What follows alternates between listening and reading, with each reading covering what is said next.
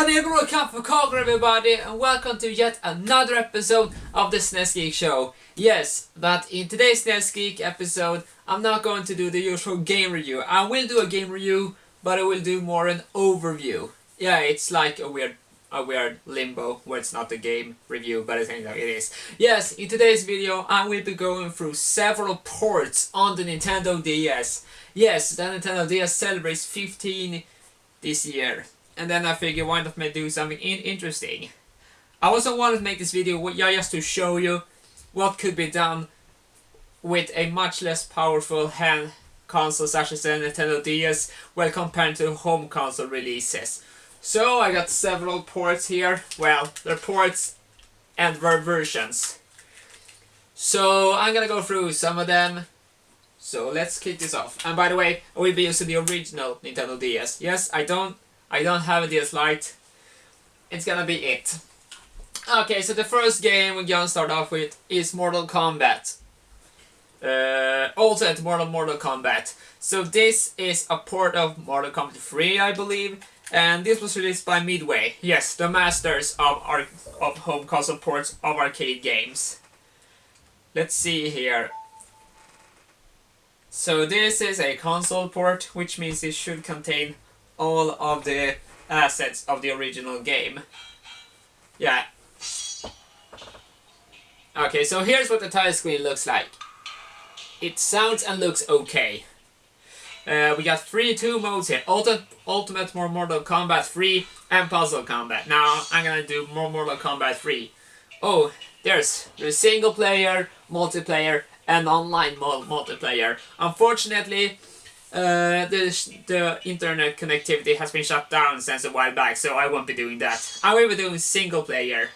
And as for my character, well, you can see a wide variety of characters. I haven't played much Mortal Kombat. I can tell which ones are available when compared to the rest of the series. But this is a pretty good roster of characters. So I'm gonna pick, naturally,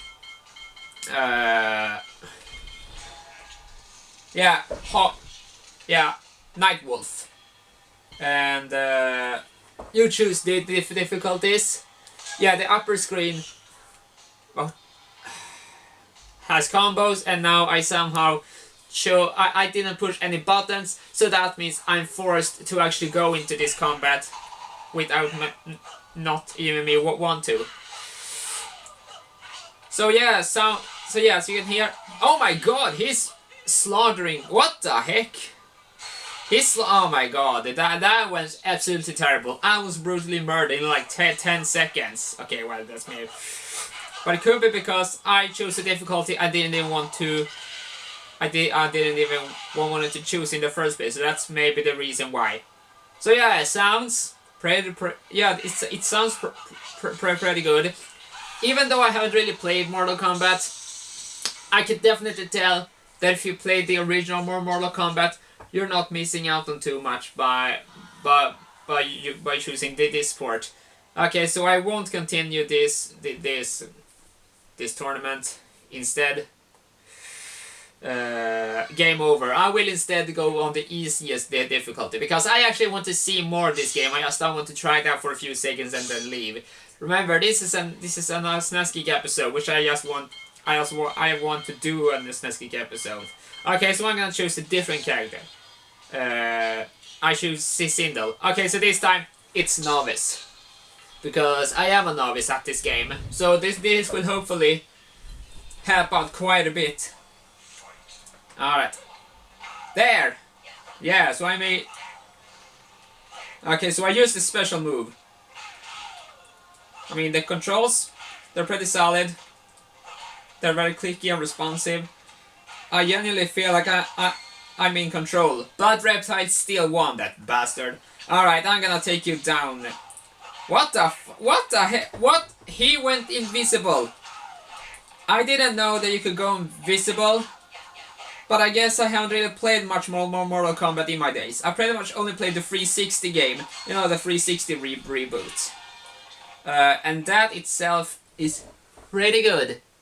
As a matter of fact, I would just prefer playing that over this. Okay, so that was just what I seen on Mortal Kombat. Once again, I can't tell what's different between this and the original Mortal Kombat 3, but I can at least say it's a decent game and the one you should try out. Alright, so let's go with a PC classic, Myst. Now this is actually pretty interesting, considering that the original Myst was on a CD, which a lot of storage. As a matter of fact, this is one of the first PC games ever released, and I'm sure it's sold lots of copies and disk drivers in people's computers so they can play it. So it's interesting to see how it fares on a cartridge port when comparing to the original being a CD, being on a CD. Okay, so here's the title screen itself. Okay, we see the Midway logo.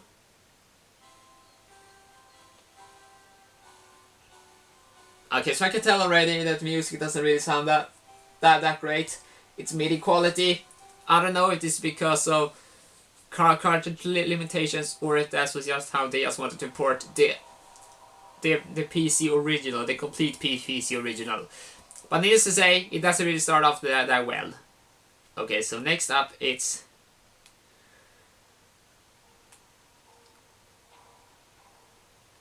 Sunsoft. Yeah, so this was actually ported by Midway as well as Sunsoft. Now I don't know if Midway did the necessities or what they actually did, but Midway helped. Okay, let's see. Oh.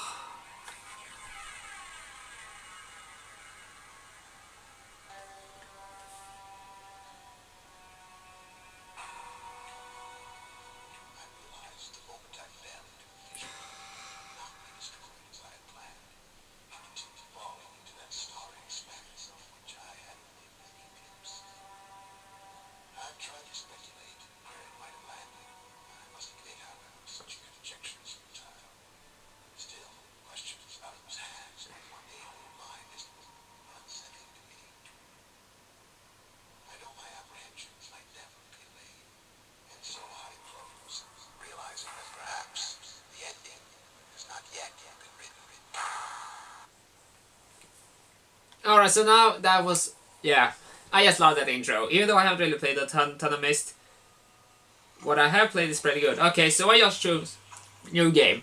And this game, unlike Mortal Kombat, actually uses a stylus. So you're just pressing on the screen wherever you want to go. It works really well. I'm able to navigate rather easily. And yeah, it just overall just feels pretty damn solid. And there's actually some extra features that wasn't in the PC original.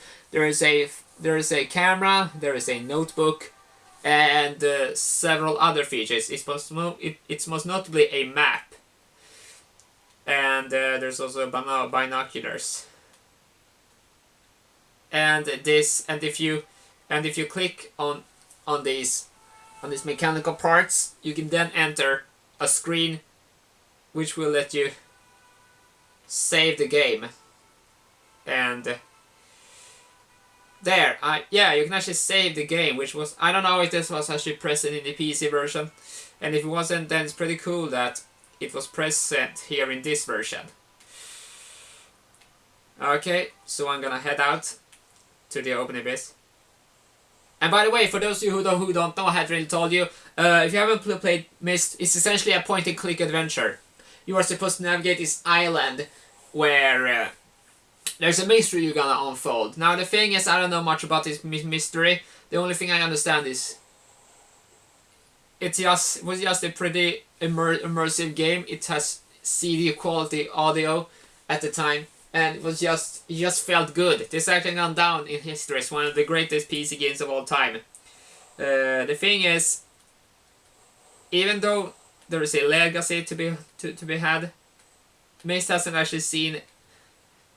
really been that popular in recent times. It's remembered well, yes, but it's not like it's a popular game that everyone loves all the time. Yeah, sure, it's surely a classic, but there hasn't really been any true ports of this released since like I don't know when. So this is more or less just a game remembered fondly, but not so much a game that everyone wants to play these days. So yeah, I apologize if this just comes off as a bit weak of an idea, but I have simply just wanted to try do a different take on the SNES Geek show after not being present since Christmas. And if you wonder why I haven't really uploaded any new videos recently, well, it has been because I just don't have the energy to upload every second Friday, which was something I was able to do at the time because I just had more time. But now I don't really feel like it, and I don't want to push myself to make a video that I will not have fun making. So I decided to spare my enjoyment for something for later. But don't think that doesn't mean that there ain't coming any more videos. Okay, so back to the game. I mean mechanically with the stylus, it works really well.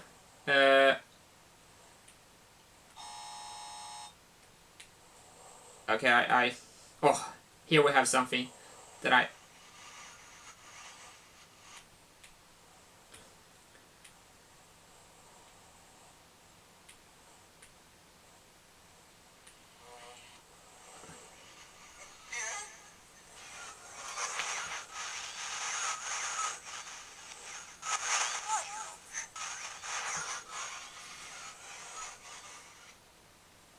Yeah, so I think that's gonna do it for Myst. Yeah, pretty good port. Once again, I think it's a bit glitchy. There are, I don't remember all of the problems, but there are several times where you will get stuck. So I don't know exactly if that is actually gonna be like a major obstacle for you.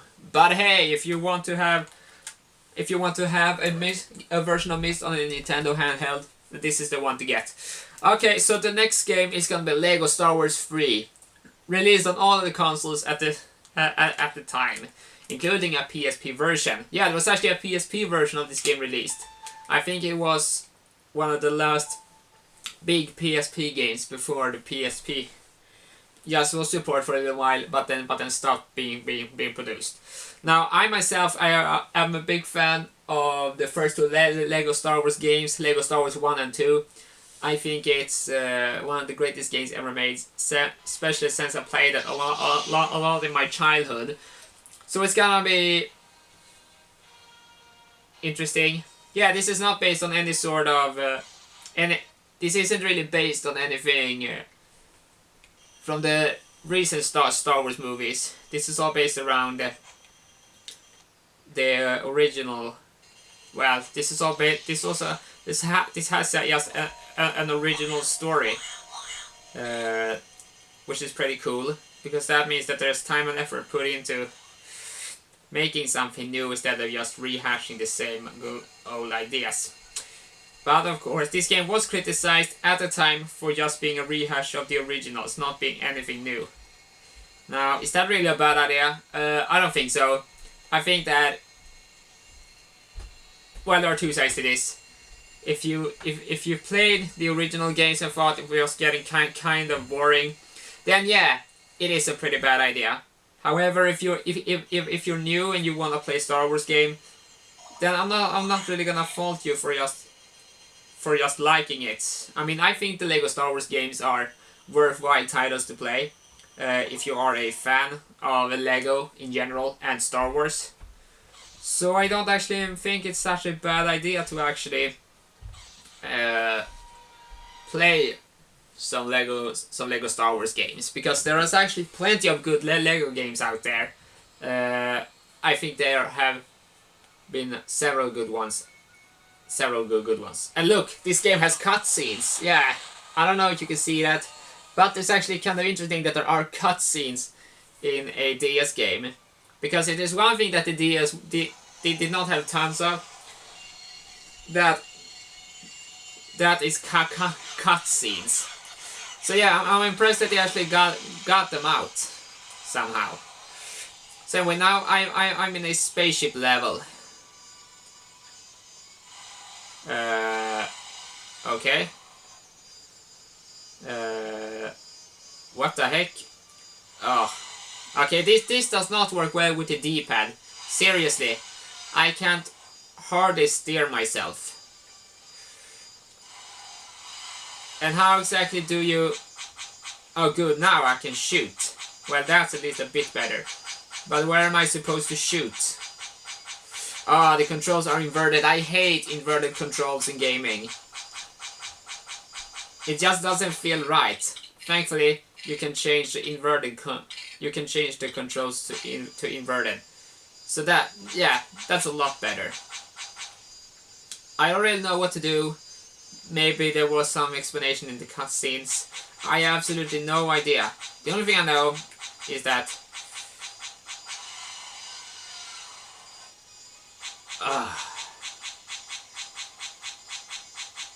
Okay, great. Now, I actually found something to shoot at.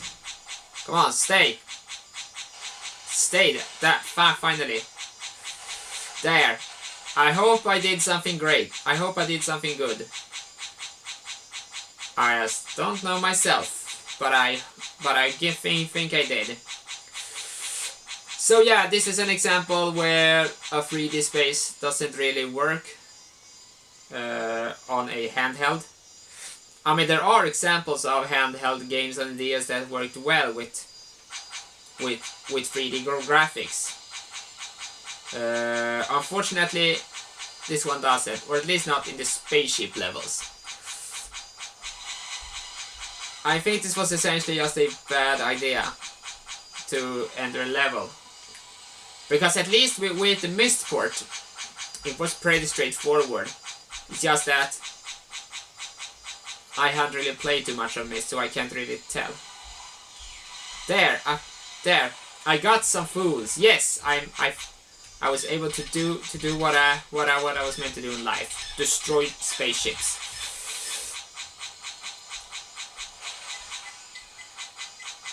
There is a missile. Oh my god, I died. I crashed. I wonder if you can get like insurance in the Star Wars universe. I wonder if there is a way to get like a replacement for your ship. Or maybe there is a psychiatrist. Yeah, there's actually some questions I have about the Star Wars universe that it's not really explained. But even so, there are some things in life that there's just some things in certain universes and franchises that they don't need an explanation or have a reason to be there. That is probably why Anakin Skywalker became Darth Vader, because he just didn't have anyone to talk to. I think that would have been a great concept if he actually did ended up talking to someone. But even so, you can't have everything in life. Yeah, I know spoilers, but you should have seen, you should know what happens in Star Wars. Let's see here. There. Attacking ships defeated. Yes!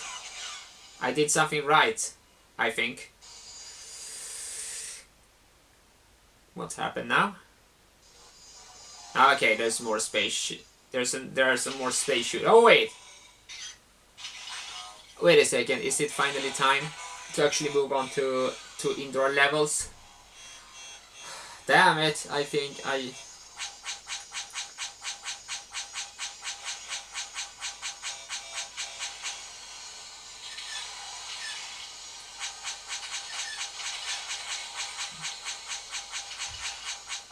Damn it.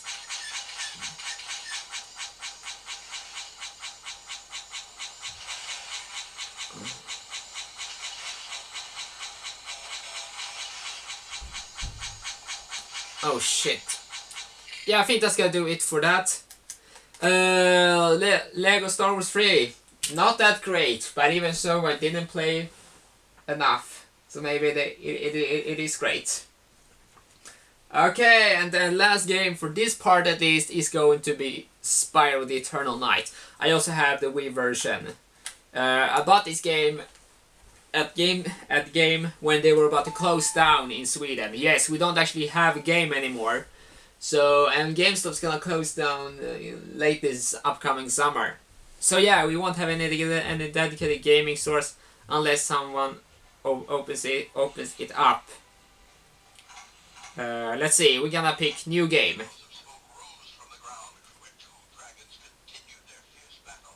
Okay, I'm gonna skip this. Okay, no spoilers. Okay, so if we take a look at this screen, it's full 3D. Yeah, you see that? Okay, let's see. So use the B button to jump. Okay.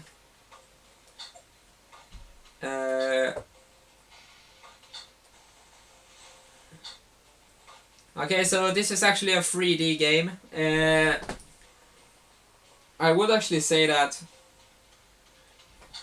it works decently well. Okay, not as great as...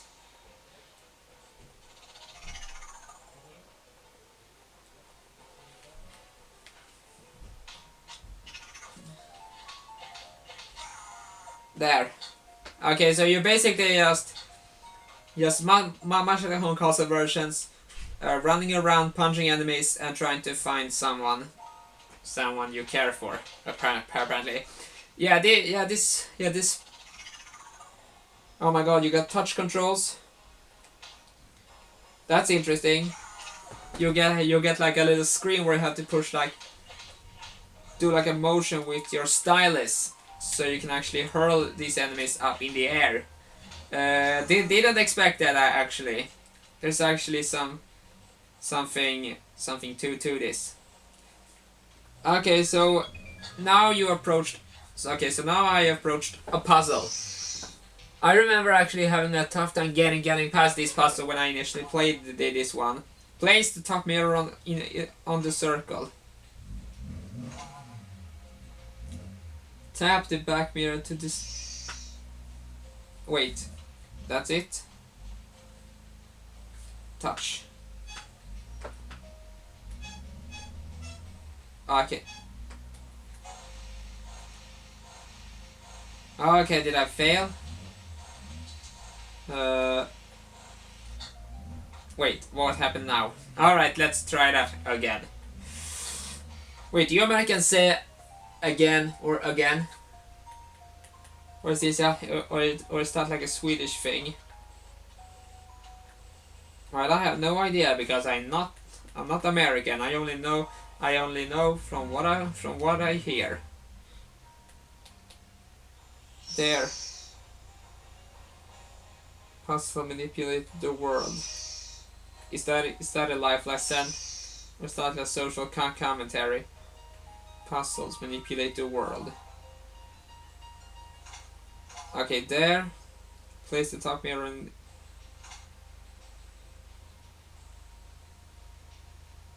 Place the top mirror on the circle.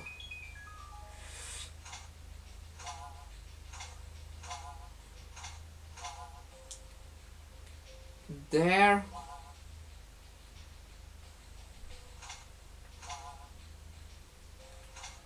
Okay, so right now I'm doing a puzzle.